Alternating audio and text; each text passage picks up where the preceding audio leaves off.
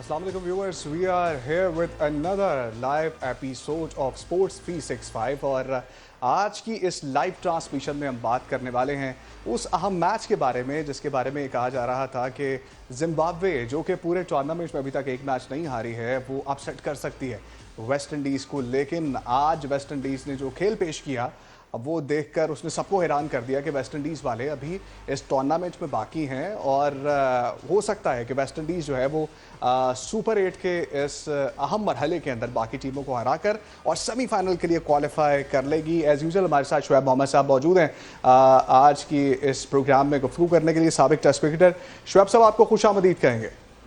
बहुत शुक्रिया उमर। शुएब साहब के तारुफ के बाद हम बढ़ेंगे आज के मैच के स्कोर कार्ड के ऊपर कि आज किस तरह से वेस्ट इंडीज़ ने एक बहुत बड़ा टोटल किया और अभी तक 2026 T20 वर्ल्ड कप की जो अभी तक के मैचेस हैं उसके अंदर सबसे बड़ा स्कोर आज वेस्ट इंडीज़ ने बनाया है। 254 रन बनाए वेस्ट इंडीज़ ने और उसके 6 खिलाड़ी आउट हुए। ब्रेंडन किंग 9 रन बना सके 12 गेंदों के ऊपर और शाय हॉप ने 14 रन बनाए। उसके बाद शमरन हेटमायर आए जिन्होंने गेम का पांसा पलट दिया और 85 रन बनाए, 34 गेंदों का सामना किया, 7 चौके लगाए और 7 छक्के लगाए। फिर रोबन पावल आए जिन्होंने 59 रन बनाए और सिर्फ 35 गेंदों का सामना किया और 168 के स्ट्राइक रेट के साथ 4 छक्के और 4 चौके उनकी इनिंग्स में शामिल थे। देन उसके बाद रोमेरो शेफर्ड आए जिन्होंने 21 रन बनाए। बर्क रफ्तार सिर्फ 10 गेंदों के ऊपर और 210 के स्ट्राइक रेट के साथ उन्होंने ये स्कोर किया और शरफन रदरफोर्ड ने 31 रन बनाए, सिर्फ 13 गेंदों का सामना किया। ये वो क्विक फायर इनिंग्स थी जिसकी वजह से आज वेस्ट इंडीज़ ने 254 जैसा पहाड़ जैसा टोटल आज के मैच में दिया और जिम्बाब्वे उसको जो है वो डिफेंड नहीं कर सकी। जिम्बाब्वे जो है वो नहीं खेल सकी उस तरह से और सिर्फ 150 रन बनाकर जो है वो तकरीबन आउट हो गई। हमें एक ब्रेक की जाने बढ़ना है, हम ब्रेक के बाद आते हैं तो इसी पर बात करते हैं। Stay with us.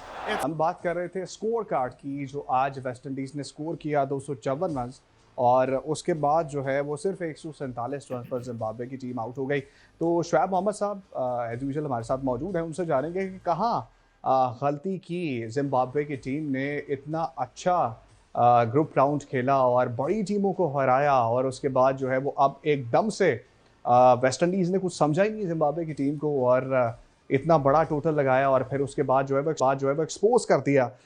सिर्फ 147 रन के ऊपर जो है वो आज आउट किया। शुएब साहब आपको क्या लगता है कि कहाँ लैक किया जिम्बाब्वे की टीम ने और किस तरह से वो क्या कि वो टीम जो कि ग्रुप स्टेजेस पर ऑस्ट्रेलिया को भी हरा रही है और उसके बाद श्रीलंका को भी हरा रही है, उसके बाद जब वो सुपर 8 में आई है तो पहला ही मैच इतने बुरे तरीके से हार गई।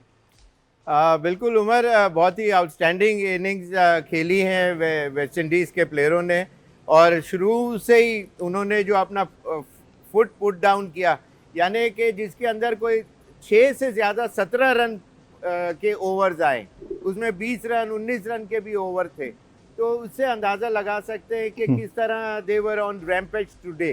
और एट द सेम टाइम मैंने 3-4 मेरा अंदाज़ा है कि उनकी मेजर गलतियां जो थी apart from the drop catches जो हेटमायर के जो उन्होंने मूसीकीवा ने जो कैचेस छूट गए उनसे कैचेस छूटते हैं तो वर्ल्ड रिकॉर्ड्स बनते हैं और वो पार्ट ऑफ द गेम है, लेकिन ये कि उसका रिफ्लेक्शन उनके फील्डर उनकी बॉलिंग साइड पे डेफिनेटली आया जो आज देखने में आया।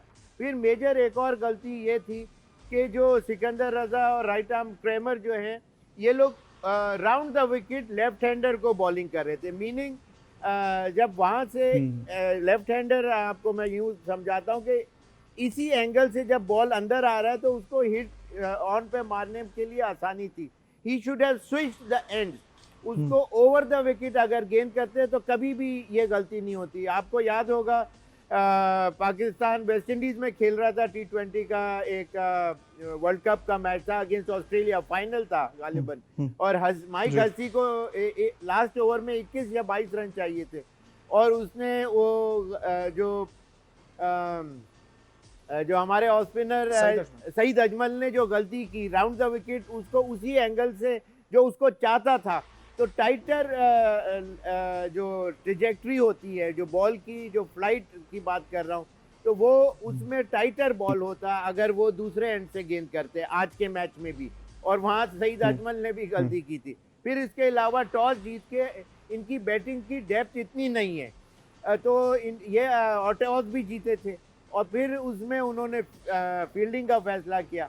तो मैं समझता हूँ वो भी गलत था, इसलिए कि इन मैचेस के अंदर जब एक दफ़ा आप एक what ever the total it might be और कुड हैव बीन वो रखते और तो इनके बैट्समैन अगर एक दो शॉट शुरू में मारते और गलती से आउट हो जाते तो फिर वो इस तरह फ्री शॉट्स नहीं खेल सकते थे, इसलिए कि पोजीशन अलाउ नहीं करती और वो प्रेशर में एक दफ़ा आ सकते थे। तो वो प्रेशर सिचुएशन क्रिएट ही नहीं कर सके जिम्बाब्वे के प्लेयर्स, इसलिए कि उन्होंने बारी उनको दे दी थी। उनको फ्री हैंड था, फर्स्ट इनिंग के अंदर जी। आप फ्री हैंड से खेलते हैं।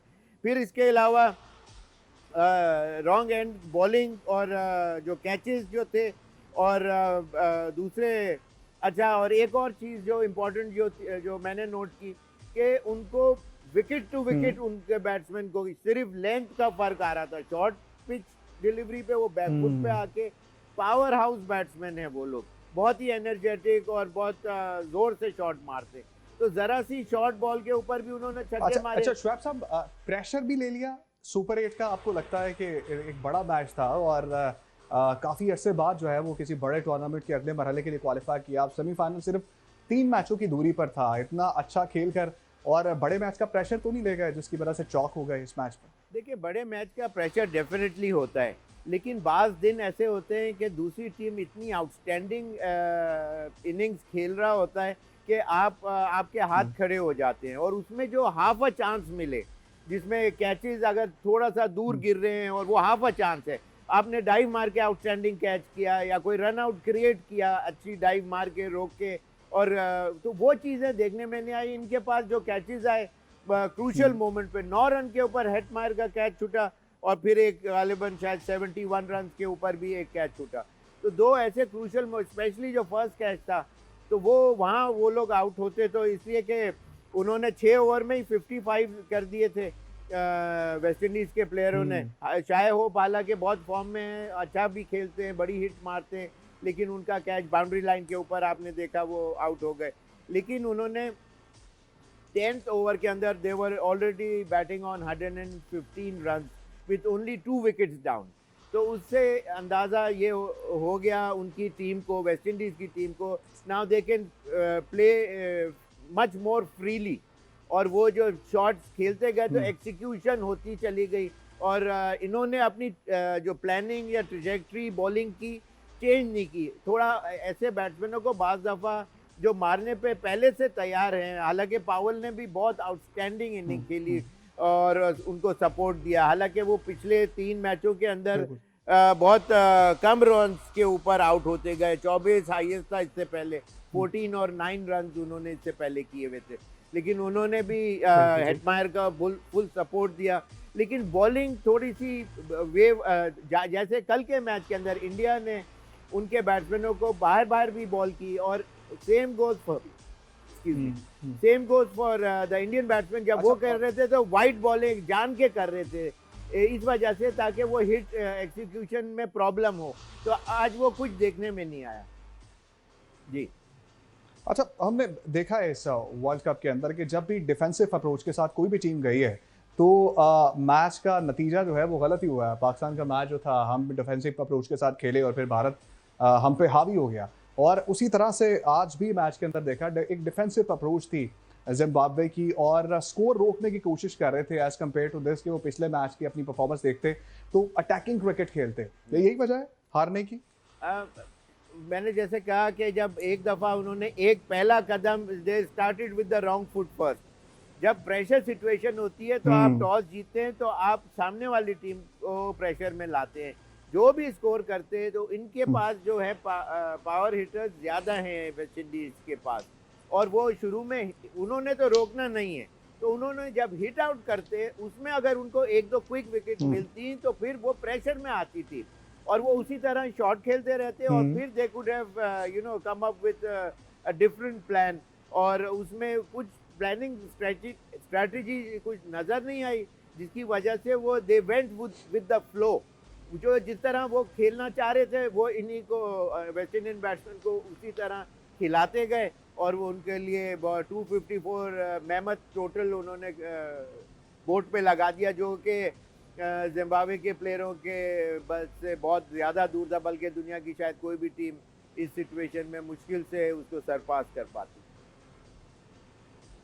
अच्छा, वेस्ट इंडीज की इस बैटिंग को देखते हुए जो सुपर 8 के पहले मैच में एक ऐसी टीम को जिसने अपसेट शिकस्त दी ऑस्ट्रेलिया को और फिर उसके बाद श्रीलंका को एक सनसनीखेज मुकाबले के बाद हराया हो और फुल फॉर्म में हो, ऐसी टीम के अगेंस्ट इतनी बड़ी बैटिंग करना और आने वाले मैचेस में वेस्ट इंडीज से क्या एक्सपेक्ट कर रहे हैं आप कि बाकी टीमों के साथ भी यही हाल होने वाला है?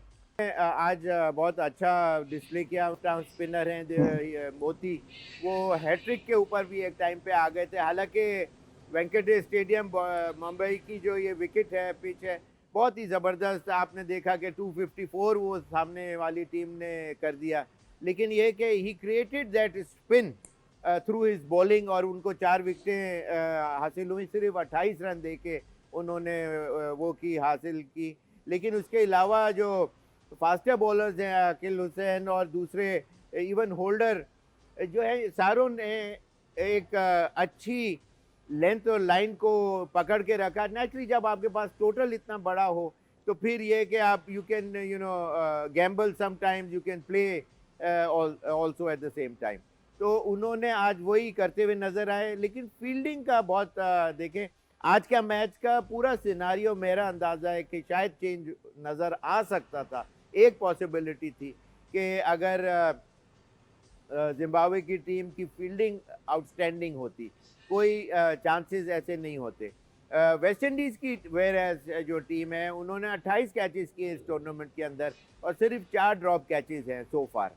तो इसका मतलब ये है कि और आज भी अच्छे बाउंड्री के ऊपर उनकी तरफ से कैचेस देखने में आए, जो जिम्बाब्वे के प्लेयर्स मारते गए और उन्होंने वो कैचेस लेते चले गए। तो fielding would definitely be a crucial part in the whole tournament. अब इसी के जब प्रेशर ज़्यादा बढ़ता है तो फिर फील्डिंग का एस्पेक्ट जो है वो एक्स्ट्रा ऑर्डिनरी जो है एक टीम को ऊपर लाने की कैपेबिलिटी रखता है। इसे कि if you can plug out a catch out of thin air, तो वो छक्के की जगह वही कैच हो सकता है। तो इस तरह के मोमेंट होते हैं कि वो एक acrobatic act from fielder can change the whole scenario of the team. तो West Indies is one of the team के जहाँ ये एथलेटिक इनके बॉडीज़ हैं, प्लेयर हैं, और हाइट इन सारे प्लेयरों की बहुत ज़्यादा है comparatively to other parts of the world के जो टीमें इस वक्त हिस्सा ले रही हैं। तो इनको एडिड एडवांटेज डेफिनेटली है और मैं समझता हूँ कि ये आगे कोई एक और अपसेट, आज का अपसेट तो नहीं कहेंगे, लेकिन आगे कोई बड़ी टीम को अपसेट कर सकती है। ठीक है शुएब साहब, हमने परफॉर्मेंस की तो बात की वेस्ट इंडीज की और जिम्बाब्वे की, ब्रेक बाद वापस आएंगे तो हम पॉइंट्स टेबल पर भी बात करेंगे। और ब्रेक से पहले बात कर रहे थे वेस्ट इंडीज़ और जिम्बाब्वे के मैच के हवाले से, और ब्रेक के बाद जब हम वापस आए हैं तो श्रीलंका से हमें हमारे स्पोर्ट्स रिपोर्टर जुल्करनैन शेख ने भी ज्वाइन कर लिया है। तो जहां से बात रुकी थी शुएब साहब, बात वहीं से शुरू करते हैं और जुल्करनैन साहब को फिर गुफ्तगू में ऐड कर लेंगे। हमने पॉइंट्स टेबल पे एक नज़र डालनी थी, जहां पर आज ग्रुप 1 में वेस्ट इंडीज़ 2 पॉइंट के साथ पहले नंबर पर आ गया है, जबकि साउथ अफ्रीका ने भी एक मैच जीता और इबरतनाक शिकस्त दी भारत को, वो भी एक मैच जीतकर 2 पॉइंट्स के साथ दूसरे नंबर पर है। रन रेट जो है वो वेस्ट इंडीज़ का कल के मैच आज के मैच के बाद कोई भी बीट नहीं कर सकता। फिर भारत के कोई पॉइंट नहीं है और जिम्बाब्वे के कोई पॉइंट नहीं है। फिर ग्रुप 2 की अगर बात करें, जहाँ पर पाकिस्तान है, वहाँ पर इंग्लैंड सर फहरिस्त है, न्यूजीलैंड जो है वो दूसरे नंबर पर है, उसका 1 पॉइंट है, और पाकिस्तान भी जो है वो उसके साथ ही तीसरे नंबर पर मौजूद है, जबकि श्रीलंका ने एक मैच हारा है जो कि इंग्लैंड के साथ उसका मैच था। अब शुएब साहब, ये सारी सिचुएशन देखते हुए ग्रुप्स की, आपको क्या लग रहा है कि कौन सी ऐसी टीमें हैं जो अपसेट कर सकती हैं, कौन सी ऐसी टीमें हैं जो बड़ी टीमों को हरा कर या छोटी टीमों से हार कर जो है वो इस टूर्नामेंट से आउट हो सकती हैं? देखिए, ये पाकिस्तान के मैं सबसे पहले बात करूंगा कि जो 1 पॉइंट मिला है, this could be a blessing in disguise या it could be the other way round. ऐसे कि अभी वेदर ने जो अपना पार्ट प्ले करता रहा है और अब आगे अगर कोई इस तरह की कोई चीज़ देखने में आती है तो फिर नेचुरली पाकिस्तान के लिए भी मुश्किलात हो सकती हैं।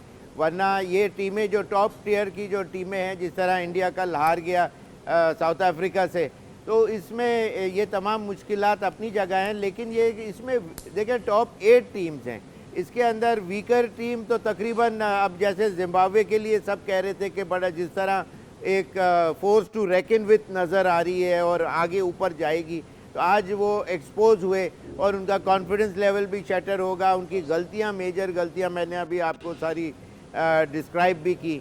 तो इस तरह की गलतियां करके आप टॉप टूर्नामेंट की बड़ी बड़ी टीमों के सामने मेरा ख्याल से सस्टेन नहीं कर सकते उस तरह का प्रेशर। तो ऑल सेड एंड डन ये सारी अच्छी टीमें, इंग्लैंड इस वक्त सिर्फ ये है कि पाकिस्तान का मैच जो बहुत इंपॉर्टेंट जो आने लगा है वो बहुत उनके लिए भी और हमारे लिए भी वो बहुत क्रूशल है।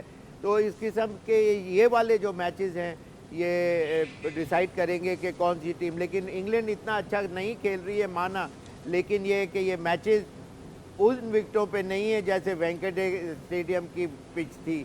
तो यहाँ कैंडी के अंदर पहले किले में जो वेदर कंडीशन है, आउटफील्ड सबसे ज़्यादा जो मैंने कल पॉइंट आउट भी किया था कि आउटफील्ड बहुत स्लो होने की वजह से बैट्समैनों को अपने शॉट्स को ऑल्टर करना पड़ता है।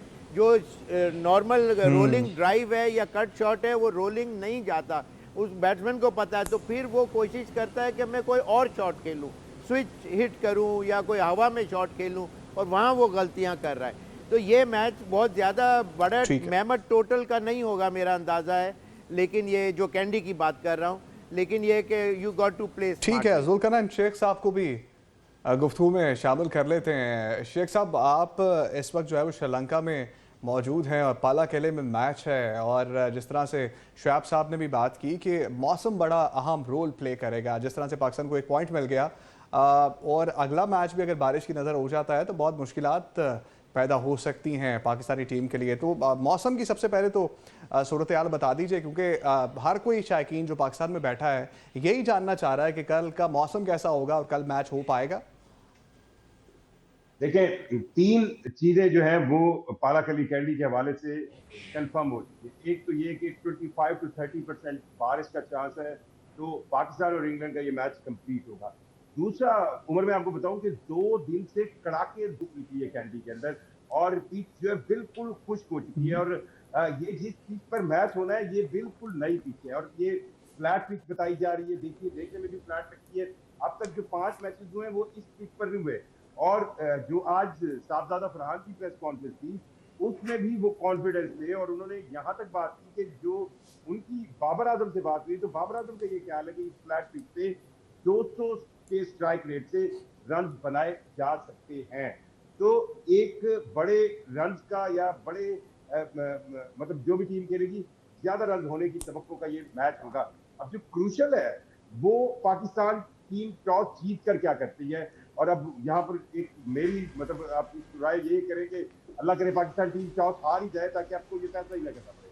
तो ये जहन में रखिएगा कि ये एक फ्लैट है, और शेख साहब हार के भी कोई पता नहीं है क्या डिसीजन लेना है, क्योंकि जिस तरह से इंडिया और हमने मैच देखा न्यूजीलैंड वाला, एक जगह पर जहाँ पर बैटिंग करनी चाहिए थी वहाँ बॉलिंग कर ली, फिर जहाँ बॉलिंग करनी चाहिए थी हमने बैटिंग कर ली, तो हमारा कोई पता नहीं है, हम अनप्रेडिक्टेबल हैं, दुनिया यहाँ जा रही है हम वहाँ जा रहे हैं। वही बात है ना कि हम अल्लाह करे वो टॉस हारे ताकि फैसला ही ना करना पड़े ना, हम तो कुछ बात ही ना आए।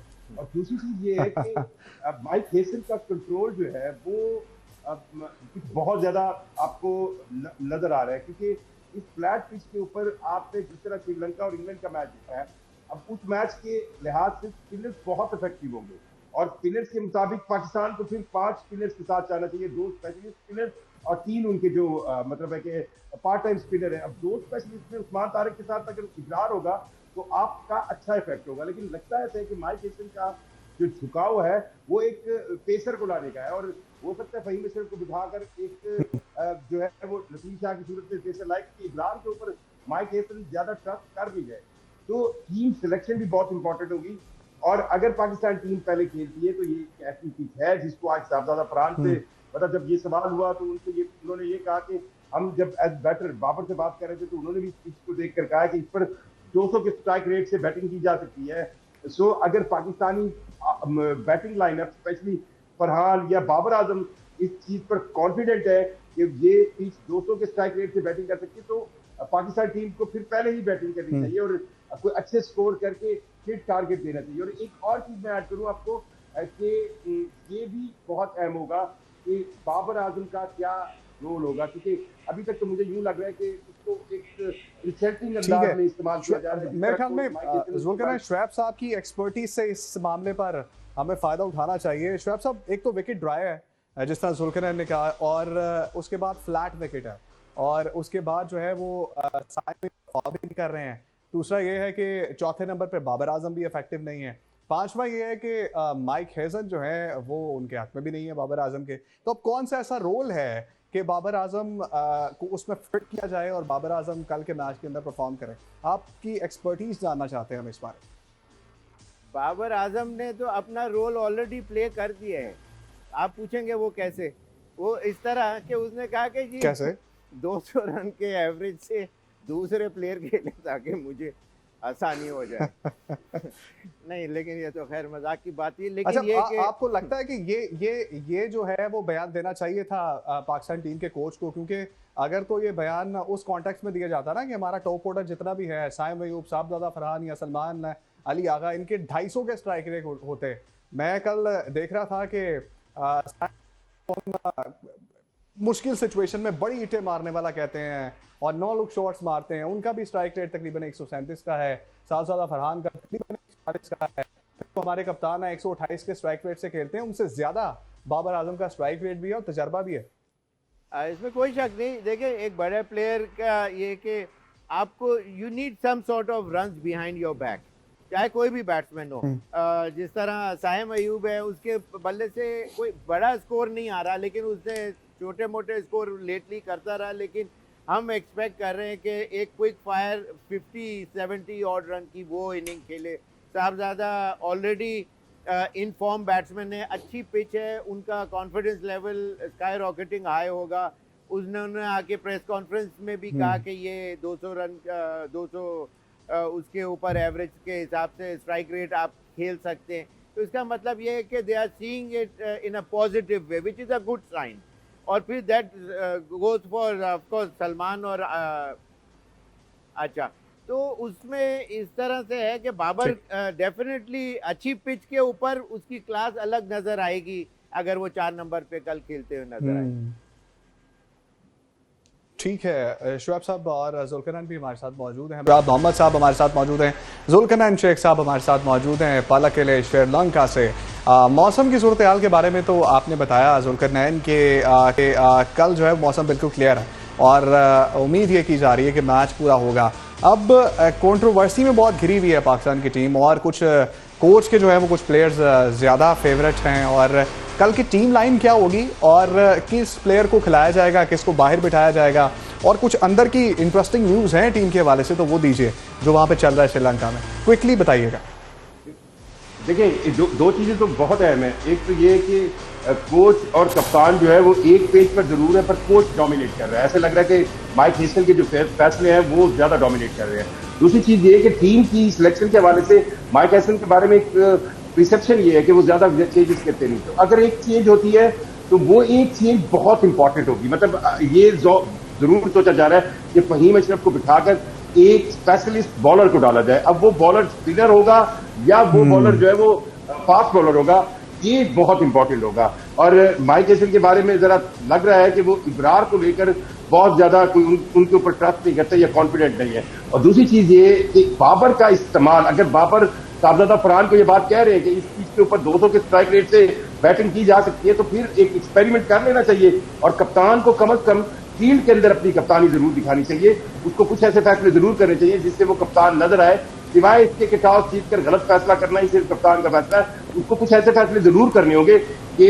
जिससे वो कप्तान नजर आए। और अगर वो समझता है कि बाबर को लग रहा है कि पिच के ऊपर 200 का स्ट्राइक रेट है, तो बाबर से ओपन भी करवाया जा सकता है। तो ये बहुत अहम होगा। और आखिरी चीज मैं बताऊं कि 3 बार हम इंग्लैंड के खिलाफ वर्ल्ड कप के मैचेस खेले T20 के, 2009 में, 12 में, 22 में, तीनों बार हम हारे। तो ट्रैक रिकॉर्ड जो है हमारा वो इंग्लैंड से वर्ल्ड कप के अंदर हारने का ही है। ठीक है जुल्करनैन शेख, आपका बहुत शुक्रिया और हम कल आपसे फिर बात करेंगे। और प्रेस कॉन्फ्रेंस मैच से पहले होती है और आज प्रेस कॉन्फ्रेंस करने के लिए साहबजादा फरहान है। ठीक है जी, मेहनत कर रहे हैं लड़के और फोकस्ड हैं और स्पिन बॉलिंग हमारी अच्छा परफॉर्म कर रही है। दूसरा साहबजादा फराज ने ये भी बोला कि ये मेरे लिए नई विकेट है, यहाँ मेरा पहला मैच है, लेकिन मैं फुली तौर पर प्रिपेयर्ड हूँ इस विकेट पे खेलने के लिए। शुएब साहब, प्रेस कॉन्फ्रेंस वाली बातें आपने भी सुनी और टीम जो प्लान लेके चल रही है वो आप देख रहे हैं, आप बेहतर तरीके से एग्जीक्यूट कर सकते हैं, जान सकते हो उसके बारे में कि हमारा जो सिलेक्शन ऑफ डिसीजन होता है वो कितना बुरा होता है। और फिर जिस तरह जुल्करनैन भी कह रहे थे कि हमें टॉस हार ही जाना चाहिए ताकि दूसरी टीम जो है कोई डिसीजन कर ले। क्या लग रहा है आपको कल के मैच में हम क्या नया करने वाले हैं? नया उनको कुछ नहीं करना है, बस they have to stick to their plans. जो उनके जो टॉप ऑर्डर बैट्समैन हैं और पॉजिटिव माइंडसेट के साथ टॉस जीत के बैटिंग करें ताकि पिच कंडीशन अच्छी है, शुरू में अच्छा एक रीजनेबल टोटल दे देते हैं तो फिर इंग्लैंड की टीम को आप आके प्रेशर में डाल सकते हैं। वो अपने शॉट्स खेलते हैं, बटलर उनके फॉर्म के अंदर नहीं है। आप इंट्रोडक्शन ऑफ उस्मान तारिक एक ओवर कम से कम जल्दी करा के एक और विकेट बाय करें तो एक से दो विकेटें अगर गिर जाती हैं उनकी तो मोस्ट डेफिनेटली वो अंडर प्रेशर खेलेंगे।